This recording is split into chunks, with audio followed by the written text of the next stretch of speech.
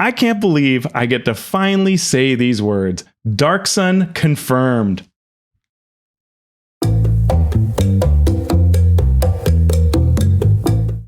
I'm recording this right after the amazing Gen Con announcement where the D&D staff announced that coming next year is my favorite campaign setting, Dark Sun. To help us wrap our heads around that absolute lunacy. This is unbelievable news for me on a personal level. Let's jump in this video. What was said, what I think about it, how maybe all of us fans who've been with the setting before, like how we can try to be patient between now and February. And then for folks who've never heard of this setting, like why should you be excited as well? You've seen probably a lot of D&D settings thus far, and some of the older ones might not have really registered with you. So why should you be as excited as those of us who grew up with this? Let's start with the why we're talking about this, which is this slide that came from the D&D team and was shown off today, showing the different seasons of play. If you've been listening to my podcast, Mastering Dungeons, that I do with Sean Merwin, you've seen this before, or you've heard us talk about the roadmaps before.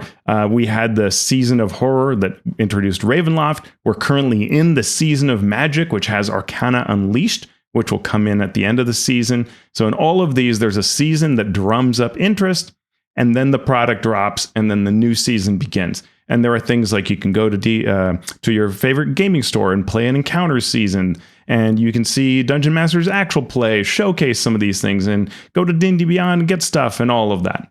And look, let me just kind of get a few things out of the way. First, I love D&D. I also love other role-playing games. So I hope you come to this with positive energy around being excited for something cool that is here to drive a lot of people into our hobby. Whether you play Pirate Borg or Daggerheart or Draw Steel or whatever it is, I hope these kinds of things excite you because they're good for the hobby. They're potentially great for the hobby. Now, maybe this product will be miserable, right? And then, well, we'll all be sad, and I'll be very, very sad. I will lose sleep over it. But hopefully you can, no matter what you like, get excited about this and what it means for those people who are fans and who could be new fans, right? I'm going to talk a lot about the history of this and so on, in addition to sharing what was just disclosed. But let me say kind of why this means a lot to me, and let me give you a bit of a disclaimer. So first, let's do the disclaimer. This is not a promotional video. I chose to make this video because I'm excited about it, genuinely so. I hope that's very clear. And people who know me know how much I love this setting. In fact, let me just say thank you to people who, let me just say in the last couple of months, I've had 2 D&D staff share with me an image that is somebody on a forum say, I hope they're going to announce Dark Sun, and I hope Teos or Alphastream are involved. And that means a ton to me. That's how much this setting means to me. And you'll see when I talk about my history. But okay, so this is not a paid video. I wanted to make this video. I would have made it no matter what. But I have a relationship with D&D. I do work with the D&D team from time to time on projects, including, I think it was a year ago. And I can't yet say on what product, nothing that's been announced yet. I often receive free products as part of the projects and teams that I'm on, which is great because it helps me cover their products and understand them better. They are all things I would have bought anyway, realistically. So it's just great because I get to pour that money into my podcasts and other works. It's fantastic. It was announced that I'm a member of the D&D advisory group, meaning I sometimes see what D&D is planning ahead of time, but I really can't tell you anything you don't already know publicly, right? I get to offer the team my consulting advice. They don't show me everything. They don't tell me anything. For example, maybe something that was announced today, I had no idea until I watched the video just like you. But I actually can't really even tell you what those things were or weren't. I'm sure there are little details nobody quibbles about with an NDA, but technically, I can't disclose anything you don't already know. So if you're like, I'd like to know, then I can't tell you. If it's publicly known, I can talk about it. Like, hey, there's Dark Sun. It's out. Did I know before? I don't know. Or I can't tell you. That's how it works. So that's my relationship with D&D. You could say that's a bias, but, I'm also working on a Crack the Sun project for Draw Steel, and I'm writing for other games, and I play lots of other games. I'm playing Daggerheart tomorrow night. So It is complicated. Do I have a bias? I'll tell you my bias. I love Dark Sun. I want it to be so good. That's for sure my bias. And I also have a lot of friends that work in D&D, and I love how I grew up with D&D. So I always want D&D to be great. I'm always going to start positive and hope that everything I see is great. But if you watch my podcast with Sean, we try to be really fair and honest about what we see. All right. So second thing is, why do I care about Dark Sun personally so much? Why am I making this video? And it's because I have had a huge history with this product. It is absolutely my favorite setting, though it didn't always start that way. Way back when it came out in 1991 for the second edition of D&D, I saw the ads and I thought, this looks like it might be like a Munchkin setting, like for overpowered gamers. You started at 3rd level, and it's supposed to be all brutal and like incredible monsters. And I thought, that just sounds like it's for power hungry people. I'm not going to play that. And my players went off, and I think we went to the gaming store together, and they're like, we're buying this. And I'm like, what? And they're like, we're buying this. We'll help you. We'll pay for half of it. Let's go. And I'm like, okay, fine. And I bought it, and I took it back to the dorm room, and I immediately started falling in love with the setting. I have run Dark Sun for countless hours. I led the third-party team from Baldman Games, wasn't even called that back then, I think, during 4th edition D&D that created the Ashes of Athas organized play campaign, along with Chad Brown, Derek Goder. We created this amazing adventure campaign for Dark Sun called Ashes of Athas. And that campaign is the longest Dark Sun adventure series you can play that the setting has ever seen. I'm really proud of that. We worked so hard on that. I can't tell you how much sleep I lost, how many hours I spent overseeing that project, dreaming up campaign plots and thinking about how to surprise players and digging into the lore to make it really, really cool. So I absolutely love that. By the way, you can get Ashes of Athas from my website at alphastream.org. There's a request placed there. I have a special arrangement with D&D, longstanding, to provide you with that. So you can do that only in the way that's written on that website. So there you go. That's the disclaimer. That's why I'm such a huge Dark Sun fan and why I care about making this video.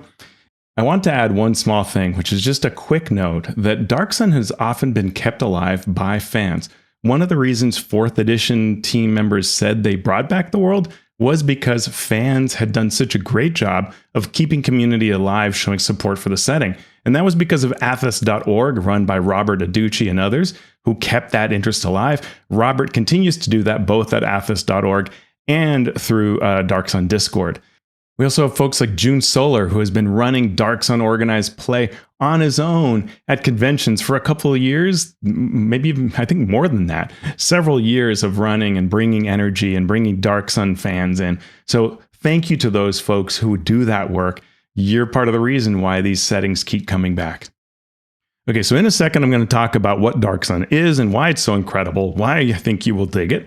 But I just want to hold this graphic up just a little longer so you can just kind of see where this kicks in. So the season of survival, we have been told, is going to start. So it'll be February to July 2027 that the season of survival, as it's called, great name, will be running. And then after that, towards the end of that season is when the Dark Sun books and products will be in your hand. And then there'll be a season of Greyhawk.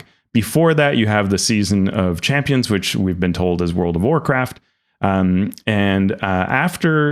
Dark Sun will be the season of Sword and Sorcery, which involves some third-party Greyhawk products being made, which, by the way, you can always already play Greyhawk by jumping into Legends of Greyhawk Organized Play Campaign. Very cool. A lot of my friends work on that.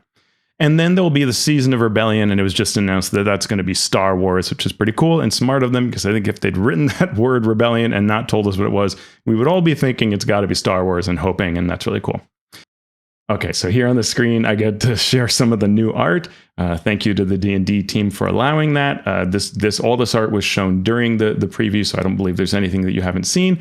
But under that big, cool new logo, which is really interesting, and I'll talk about that a bit based on conjecture. But we have a new Dark Sun logo. There have been a number of logos in the past. We have what is the cover to the alternate player's handbook. So there's going to be a version of the player's handbook with art for Dark Sun. Amazing. And that's what the wraparound cover will look like. And then down below my face, the cover art that you're seeing there is for the actual gameplay book. And then there's also a setting book as well. As you can see from that book below, it's pretty gory. And so we'll talk about kind of what's being provided and why it looks like that, particularly in this 5th edition version. But let me go to my notes and just kind of make sure I remember as many things as possible. Why this may be of interest to you. So Dark Sun is a lot of things as a campaign setting. It is a desert world, a place that's incredibly arid. It is an apocalyptic setting where only a few city-states remain. It's something like 7. I'm saying that from memory. And then some others further out. But there are only a few city-states in that main area. The world has been ecologically devastated and transformed through the use of large corporations. Arcane magic. Water is incredibly scarce. Metal is incredibly scarce. Surviving a trek through the waste between 2 city-states is a challenge. Though people do it, it is dangerous. There are all kinds of horrible, transmuted creatures out there that threaten life, in addition to the environment itself, like huge silt storms and a sea made literally of silt, called the Sea of Silt, because that's a good name for it. The few city-states that are out there are ruled by tyrants, and there is a massive inequality of rights and wealth, which is kind of relevant to our world today. So, yeah. So those sorcerer kings that are these tyrants and despots that rule the city-states, each sorcerer king or queen employs Templars to carry out their will and enforce their despotic laws. Through arcane means, they grant spells to Templars who work sort of like clerics. And this is a world without gods. In the original version, there were no clerics at all or divine magic, but elemental priests were added who were often hunted by the city-states and represent sort of worship of the raw world itself, the parts of the world, the fire, the water, the air, the earth, right? And even the para-elemental planes, which one of the tips towards Dark Sun being released was when I saw that they had para-elemental monsters out there, I'm like, they're thinking like the 2nd edition did with the spaces in between the planes, where when they come together, you have what's called a para-elemental plane in between. Love that concept. Love the Dark Sun cosmology. Very cool. So I'm glad that some of that seems to be coming back. So that's kind of no gods. The priests are very different, and you can't just guarantee that somebody can cure you because it's so scarce. Arcane magic damages the world. The whole world, the reason that we have this apocalypse, the whole reason we have the world in an apocalyptic state is because when you cast a spell, as a wizard or arcane master, you choose whether to draw that energy from plants, sometimes creatures, depending on who's doing the casting, and whether to destroy those plants, which blackens the soil and removes all of the life from it, or to go with much lower power and return the energy back to the soil at the end of your casting. Each edition has had sort of a different way that played out, what's called defiling. And in the novels that really shaped the lore of this campaign setting, one of the central questions was, what do you do if you start to defile, and what that represents for you spiritually in your soul as your person if you go down that dark path. A little bit like Star Wars and the Force, but different. So because of this whole role of arcane magic, normal everyday citizens, if they see you cast a spell, will try to kill you, usually in most city-states.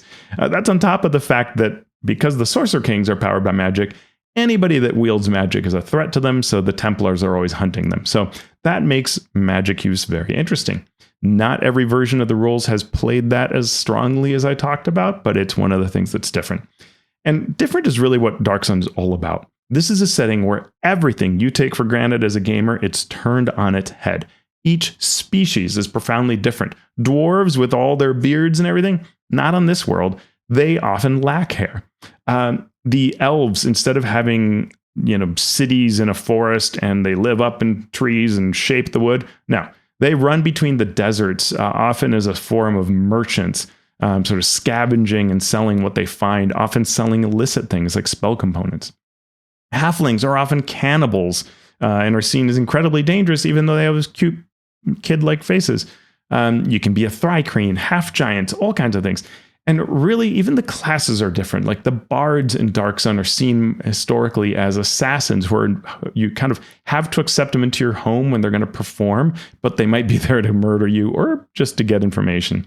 So much about that world is different. If you're interested, go to my website, alphastream.org. There is a Ashes of Athas site there, and you can find your way to my Dark Sun series of blogs that I put together way back when 4th edition was coming out, because I wanted to share Dark Sun with the world back then. And so I wrote a series of blogs that talk about how the world is different and why it's so exciting and cool. So I hope you dig that and enjoy that. All right, let's talk a bit about what is coming. So for 5th edition Dark Sun, you're going to get the first mature rated setting as D&D's first mature rated setting. So much so that the lawyers told us we had to shrink wrap it and put a label over it. There has been things like the Book of Vile Darkness that were official books that came in, as this apparently will be shrink wrapped with mature content labels. So this is not the first product, but it's the first setting and sort of book line that will be shrink wrapped like this. So to be sold and wherever it's sold, they've got to make sure that you're of an age that can see the kind of gore and I guess nudity that's in there. In fact, if you go to dungeonsanddragons.com and go to the Dark Sun page, they will ask you for age verification. So here you can see the very amusing age verification on the website. So you've got to, click on that and tell them when you were born to make sure that you can see the web page, which doesn't even have that much, especially compared to the keynote where they did not warn anybody about that, but okay. So we were shown a violent and gory promo video that showed, ripping heads off and things like that. And all the images, as you can see in this art, super bloody, all kinds of gore there. They give us glimpses into the city states, and I'll just show a little bit, of what is visible here. So we had Balak was shown to us, very interesting. The Draj was shown with the idea of worshiping the moons and very like MC Escher sort of curving stairways. I don't know how that works. Very interesting. We saw Golg, the domain of Lalipui, who is known as the Oba. That's the sorcerer queen that's there. This is a place that is in the Crescent Forest. It's a very tiny little wedge of forest trapped between rocks. And she uses arcane means to sort of maintain that greenery. So we see kind of the spirits there that have often been part of her setting. Then we have Nibene. That city-state has often been really one of my favorites. In a lot of ways, in the past, the art has looked like Angkor Wat in Cambodia, which is one of my favorite gamer places. If you can afford to go, it's cheap once you get there. Got to fly all the way out there. It is amazing to see. Well, this doesn't look at all like that. It looks almost technological, but maybe that's magic or something. So they've apparently changed that a lot. Then Ram has also seen a lot of changes. This is a place they say is sort of like based on sort of hedonism. Tyr, which is often where people start. Sort of interesting. Even that art looks very different from times in the past. And Uruk, this looks like it's out of Warhammer 40k. Where the Sorcerer King Hamanu is, and very warlike. That part apparently has not changed, but what the city looks like has changed significantly.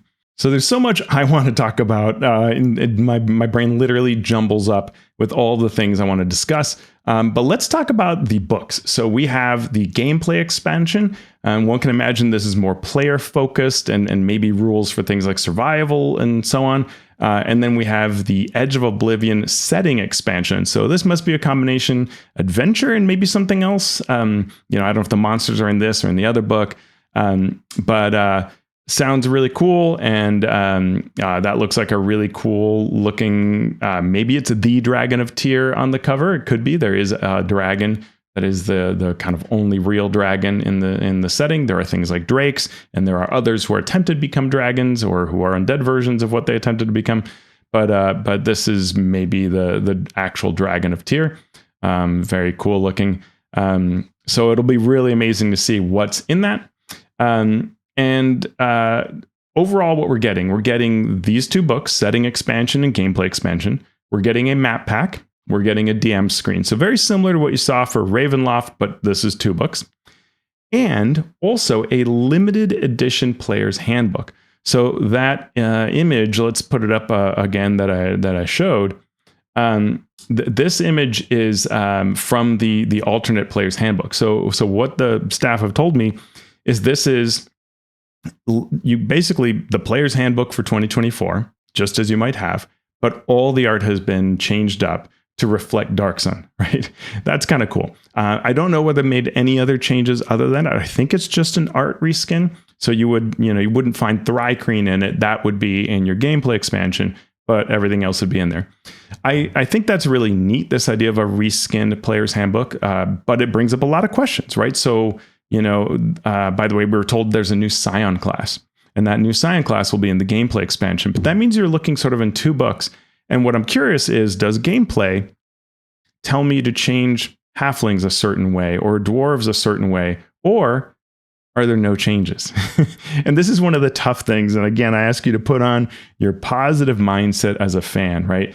Imagine the game designers and the hard work they have to do. Do you take the game and make the changes that in the past have made people really excited, right? When 4th edition came out with this book, right? The Dark Sun campaign setting.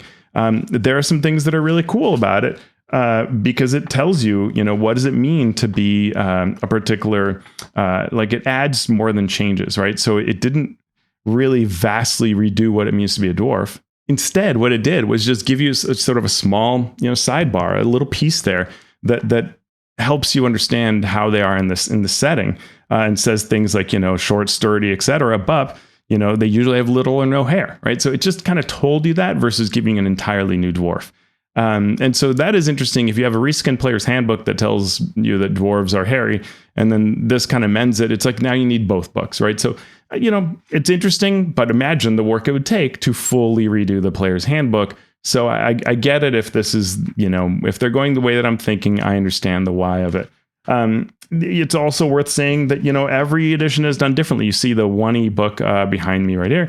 And then you can see, here's the that was the 2E book, the first edition of Dark Sun for 2nd edition D&D.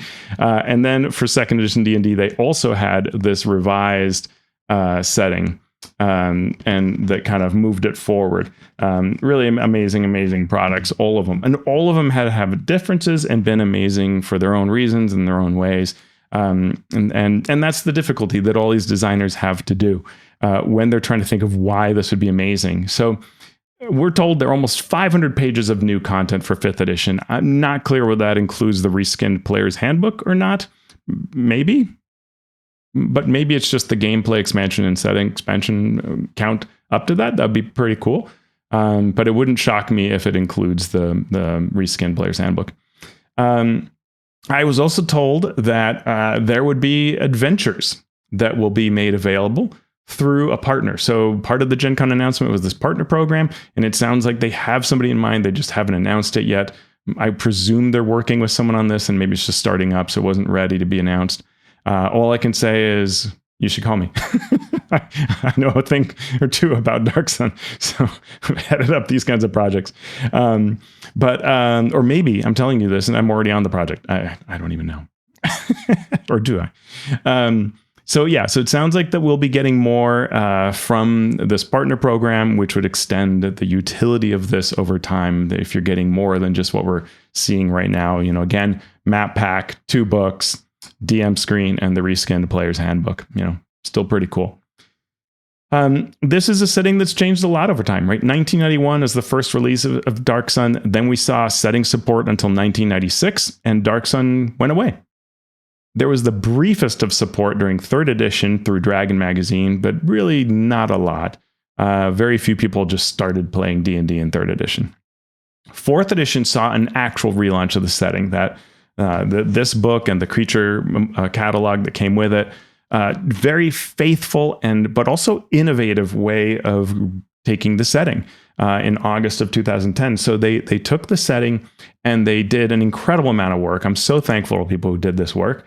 These designers took all the best of every supplement out there. And there's so many supplements on the shelves behind me that were made for second edition. And they took all that information and just distilled the best of it, right? 16 years ago, this came out. But what they also did is an incredible launch program. And I've got a blog article you can find on why Dark Sun was so incredibly successful in 4th edition. And it's because they took this care, an incredible amount of care, to distill all that information so it really felt like Dark Sun, but see when to retain and when to innovate. And that's my hope for this, right? I hope that the people who designed this were able to walk that fine line between knowing when to innovate and when to bring in the heart of it, right? What does it mean to defile? What does it mean to be an elf in Dark Sun versus somewhere else? What does it mean to be a cleric in another setting? And what are you doing to heal people, right?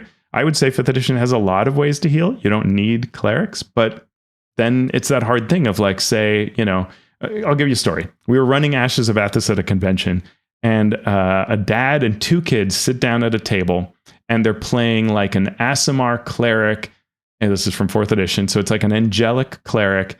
And I forget what the other one was. It was something like maybe like something else that was divine, like one of the 4th edition divine classes that's not around currently. And it was just like the DM comes over to me like, what do I do? I'm like, those kids, they can play whatever they want. So I just came over and said, hey, guys, have a blast with your characters. Totally cool. Just want to let you know that in this world, there aren't typically divine classes, but have fun. And if you want to play again, please do. And after this weekend, like we've got pre-gens, we've got rules for how to make your characters, do that in the future. Because kids, just have fun. Like, who cares? It's fine.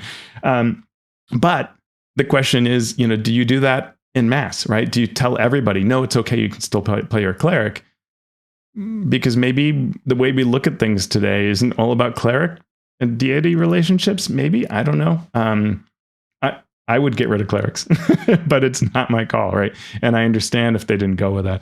And the question is, when you make all those decisions, right, across a setting, all those decisions of how to do the fifth edition version of it, does it feel like Dark Sun? Does it feel different? I'll tell you what, to me, the magic of Dark Sun is. It's not any one little thing, right? It's not just like no gods. It's not just like desert. It's not apocalypse. It's not sorcerer kings. It's the fact that all of it creates a vastly different experience, right? D&D is so good at being sort of a kitchen sink all the time. It can do anything, right? People run horror in it. They run high role-playing games. They run super creative improv games. They run structured by the book dungeon crawls with procedural basis and all that. You can play so many ways, right? And what I liked about Dark Sun way back in 1991 and what I still love today is it's just really different. That when you are playing D&D and you get a little tired, you get a little bored of like, I've been playing for so long, I know everything that's going on, I feel like every campaign is a little bit like the last one. This is what shakes it up, right? When suddenly your halflings are cannibals and trying to sell you jerky from the last thing they killed, as someone used to do in an Argyle's play program all the time. It was very funny. They'd go from table to table and offer people jerky, and then the first time they'd fight, they'd make more jerky. Yeah, that was pretty funny. When you have like druids who are protectors of the land against the sorcerer kings and all these really neat things that are going on, especially things that are specific to the world, that made this experience really amazing, really refreshing, right? And any group that was a little bit in like the doldrums, right? Nothing kind of going on. They sank their teeth into Dark Sun and they were huge D&D fans again, right? It revitalized them. And I would argue that 5th edition, when it got a 2024 version, could either be the version that said, okay, we're going to treat this like a new edition and bring a lot of new players in with a lot of intro stuff, or go for, you've been with us for 10 years. Let's give you these new experiences. And I think they're doing more of that. I think so. If that's the case, then this is perfect to have a Dark Sun that's very different, very cool, and would invigorate you towards like refresh your game, right? Just be like, yeah, new energy. This is like nothing we've been doing before. That's what I love Dark Sun. And so I hope that it is that. But maybe it won't be. I don't know, right? And so I'm excited for us to find out together. We've had a lot of fun in my Discord, which is for Alphastream and Patreon supporters and Mastering Dungeon supporters. On our Discord, we're having a lot of fun wondering what Dark Sun is like and what all the cool announcements at Gen Con are like, because it's just, there's so much that we don't know yet, and we will be finding out. So there you have it. That's all the news from Gen Con, all we know about Dark Sun so far, plus a little more that I was able to tell you based on my conversations of things I'm allowed to say. There will be so much coming out in the next few months. There's obviously the Season of Champions coming up with World of Warcraft. We're still in the season of Magic, so we're going to have to get through some of that. But as we get towards that season of survival, I'm really excited to see what the future holds. And what the partners are bringing and what the world of Dark Sun will do. Athas, the setting, the world of Dark Sun is such a cool place to adventure in. And so my hope is always that a ton of new people come in. I loved how 4th edition managed to do that. I'd love to bring tons and tons of new, excited fans that really saw Dark Sun for what it can be, how awesome it is, how different it is. So I will keep hoping for that. I hope you enjoyed this video. If you are able to, please come on over to alphastream.org, check out what I have on the blog, and click that support me area. It'll take you to Patreon, where you can support my work, making a lot of new exciting things for a lot of different games. Or come on over to Mastering Dungeons. We will have a full report this week on all of the Gen Con information, everything from Star Wars and Warcraft and D&D icons and the partners and what that means based on the history of the hobby and our understanding of it. So come on over to Mastering Dungeons and you can support us on Patreon as well. All of your work makes this and other works that I do possible. Thank you so much, and I'll see you next time. Go Dark Sun!